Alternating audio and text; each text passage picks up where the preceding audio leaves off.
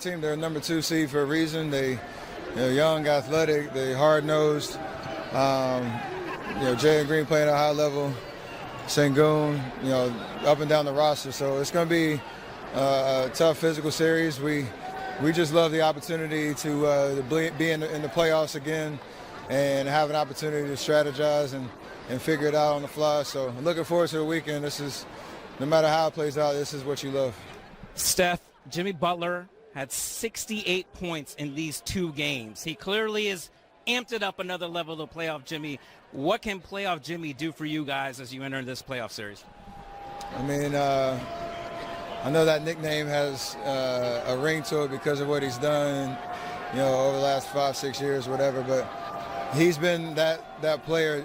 It doesn't matter what the stat sheet looks like. He does what it takes to help us win. And against a team like Memphis tonight, they were giving him driving lanes. He was getting to. After a 12-3 start, an emotional roller coaster of the season, for us to be able to, climb our way back into relevancy and then, trick off a couple opportunities to get it done within the 82. It just came down to, having one game where we just get a win however we could, and thankfully it happened. And now with some clarity on, who we're playing in the playoff series, great Houston team that's had an amazing year. For us, just a sense of relief that we have something to look forward to now, and I'm excited about the challenge. Steph, as one who's won championships in many playoff series, where did this play in victory rank in your career? I'll put it this way, Mike Dunleavy in the locker room had the game ball, and after Coach did his thing, Mike interrupted and was like, I got the game ball here, 4 championships. And he threw it to Steve and said, this is your first play-in game win. So that obviously got to have some fun with it. It's done well for the league, obviously, keeping some interest and some drama down the stretch of the season. And for us to finally get on the other side of it and live to play hopefully a solid 7-game series, it's exciting. Jimmy's called you Batman about 4 times tonight.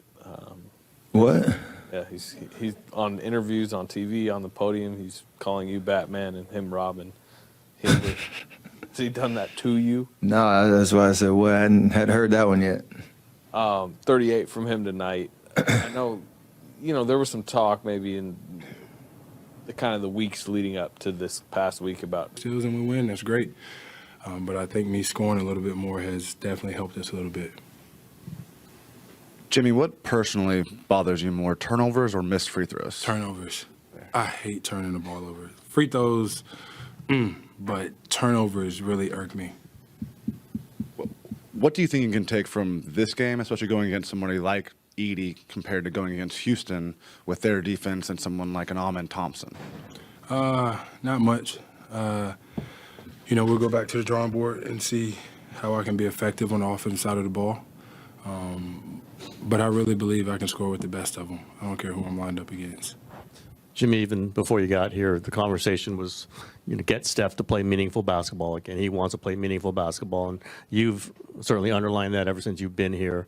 How is there satisfaction? I don't know, relief might be the wrong word. Obviously, you've got games to play, but to get Steph, to get this team back into a meaningful. Best team in the Western Conference, and they're facing this young Houston Rockets team. They better strap their damn boots up because Ime Udoka, who I voted for as Coach of the Year, he got those young boys ready. Defensively, they're athletic as hell, and I'm praying that Steve Kerr put his pride aside and go to the young fella, Jonathan Kuminga, because I believe the Warriors are going to need his athleticism in this series against the Houston Rockets. This series is going 6 or 7 games. I haven't decided just yet. I got Golden State winning, but the Rockets are ready, and they're ready for war. Well, it's a good thing they get a little bit of rest before that, but you're spot on there, Perk. Meanwhile, Memphis put up a fight despite the injury to John Morant. Now the Grizzlies have to lick their wounds before facing the winner of the Mavericks and Kings. If Morant isn't 100%, how will Memphis pick up the slack, Perk? Who's their all-star, MJ? It's Jaren Jackson Jr. It's time for him to elevate his game. I can't tell you how many times I was yelling at the screen tonight for him to be aggressive, for him to play with more force, right? We know he's skilled. We know he can shoot the tray ball, but I want to see him go to the low block. I want to see him punish people more down there. And not knowing how John Morant is going to be, we know he's not going to be 100%.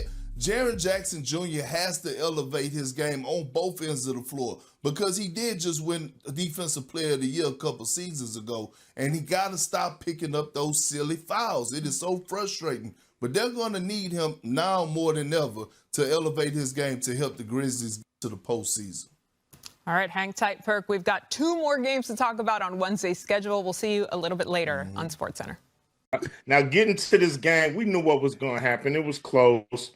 But we know, Steph is, the man, and proved it once again, hitting big shots, big moments, Warriors advance. We knew what was going to happen.